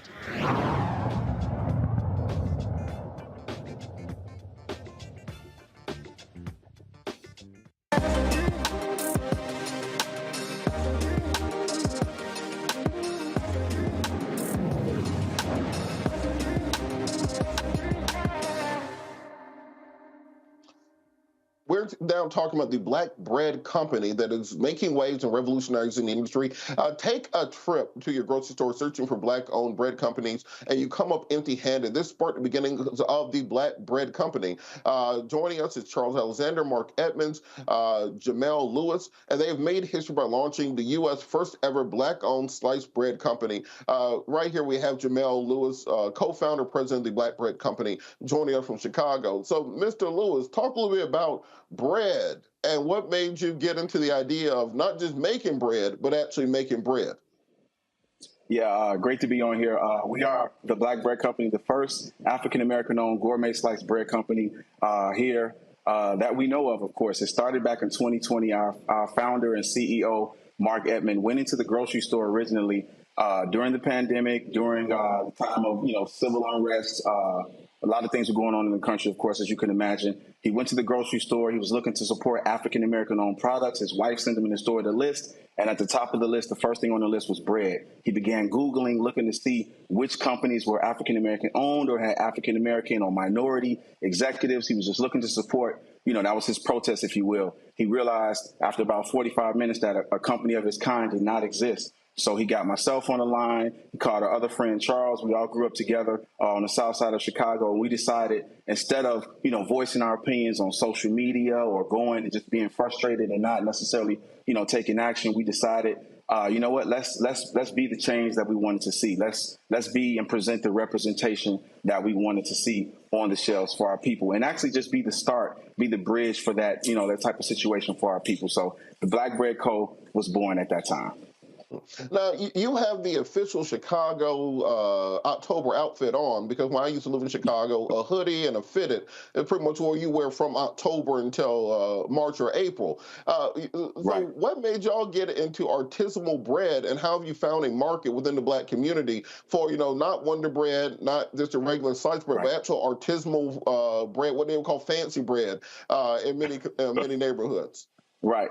You know what it is for us? We pride ourselves on quality and operating in excellence. We know that our people, people of color, we just are a very unique, interesting, diverse group of people. So we just knew that in terms of what we wanted to present would always be the best and highest of quality, even just to educate ourselves and educate people that look like us, just on being the best and having high quality and high standards for ourselves. A lot of times, out of necessity, we've gone for the bottom of the barrel, if you will, have gone for the things that we've had to do, just to kind of make ends meet, so to speak. So we actually wanted to challenge ourselves and just show our people that we know we can be the best. We know we can compete in any space and in the industry. So we wanted to just make sure that we just took pride in having the best, highest quality in all of our products that we could have. So that's one thing that we want people to know, to expect from our brand. Black Bread Co. represents excellence and being the best of the best and the best that we can be at all times.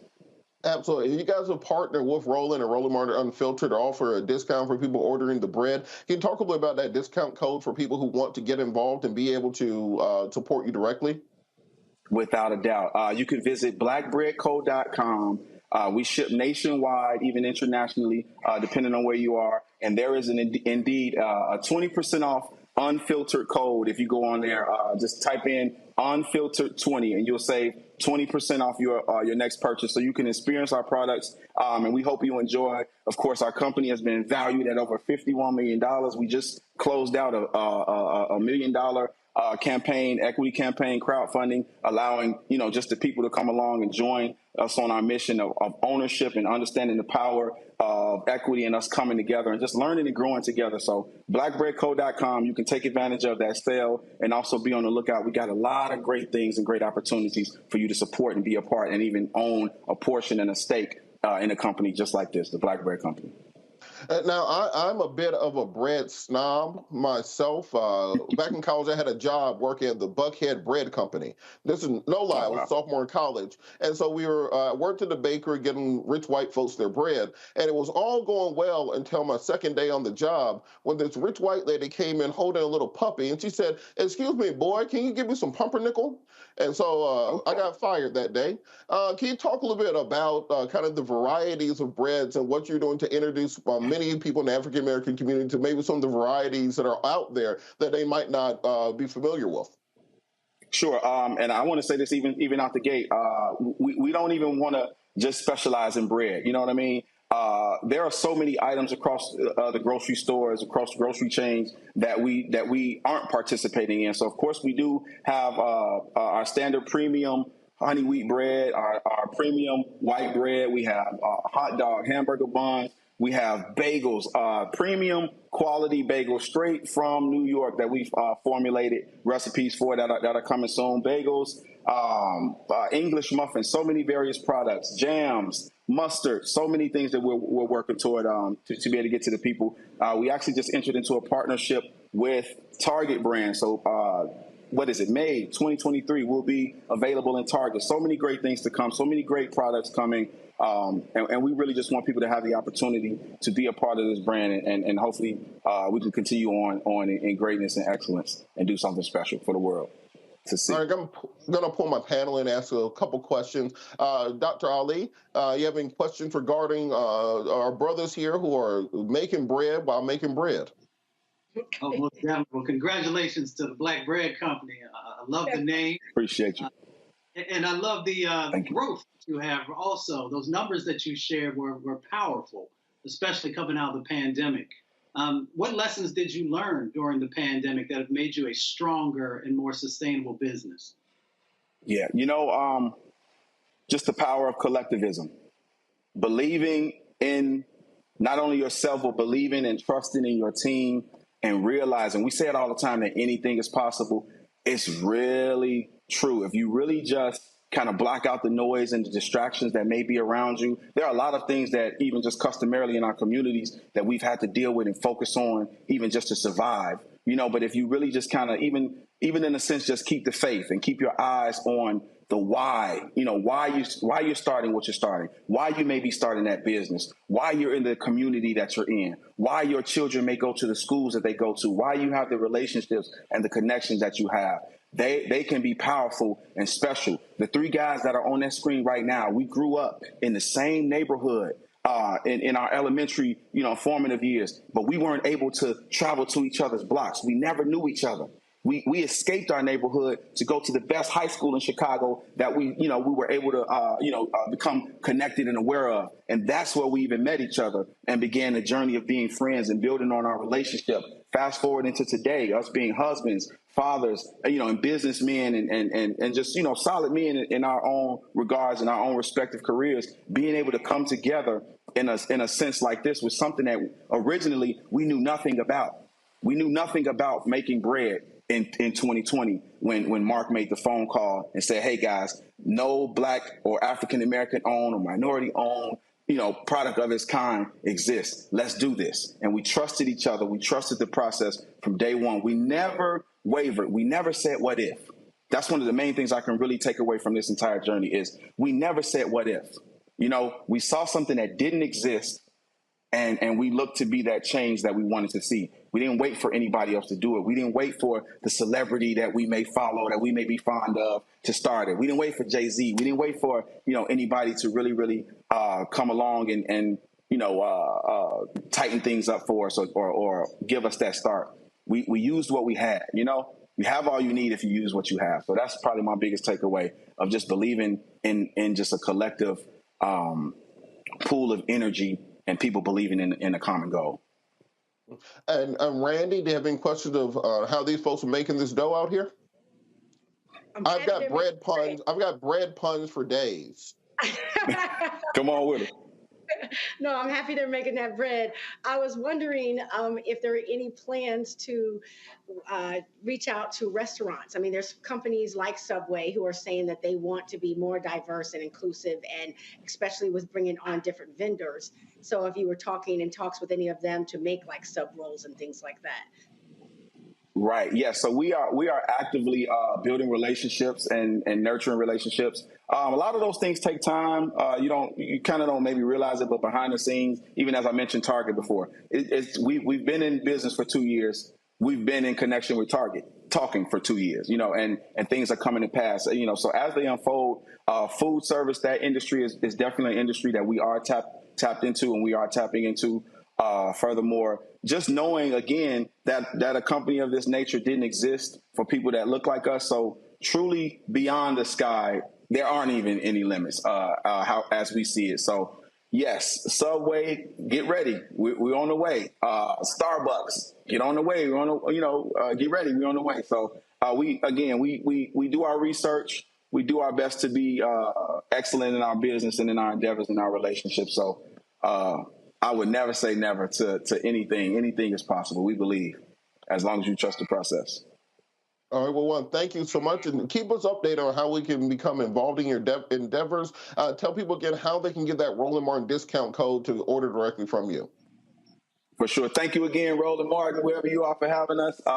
Blackbreadco.com. You can take advantage of the unfiltered, exclusive 20% off discount code at our website, blackbreadco.com. 20% off. Unfiltered 20 is the exact code.